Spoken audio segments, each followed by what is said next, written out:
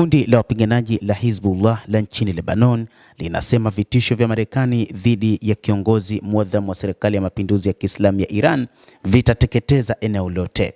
Wapiganaji na wanaharakati wa Hizbullah katika bunge la Lebanon wameonya kwamba vitisho vya maneno vya Marekani dhidi ya Iran na kiongozi wake mkuu Ayatollah Al-Khamenei vinaweza kushadidisha mvutano katika eneo hilo la Asia Magharibi.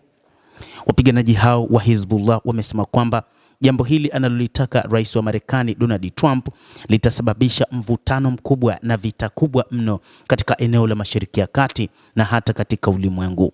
Taarifa ya ofisi hiyo ya kisiasa ya Hizbullah imeeleza wasiwasi wake kuhusu sera za kuchupa mipaka za Washington dhidi ya nchi za eneo hili, ikimkosoa rais wa Marekani Donald Trump kwa kutishia kuangamiza mataifa ya eneo na kubadilisha serikali zao.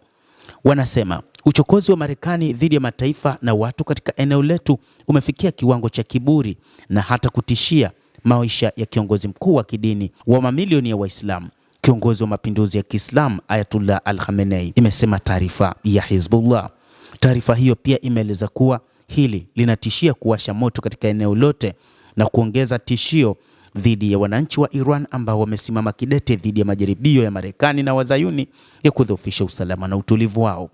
Kambi hiyo ya wabunge ya wanaharakati wa Hizbullah ya Lebanon imesisitiza kuwa inasimama upande wa Jamhuri ya Kiislamu ya Iran pamoja na watu wake na uongozi wake.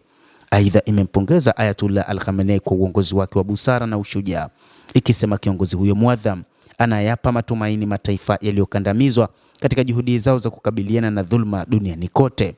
Kadhalika, ofisi ya kisiasa ya wanaharakati na wapiganaji wa Hizbullah katika bunge la Lebanon imepongeza maandamano ya kijasiri ya watu milioni 1 ya Wairan mnamo Januari 12 ambayo yalizima njama za maadui za kuivuruga nchi hiyo.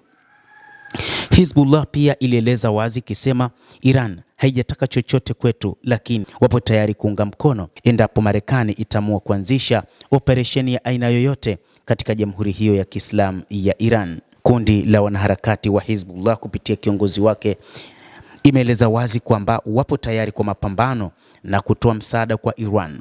Ikumbukwe, moja kati ya taarifa ambazo mara kadhaa hutolewa na viongozi wa Magharibi ni kwamba wanasema Iran imekuwa ikitoa msaada mkubwa kupitia kundi hili la Hizbullah.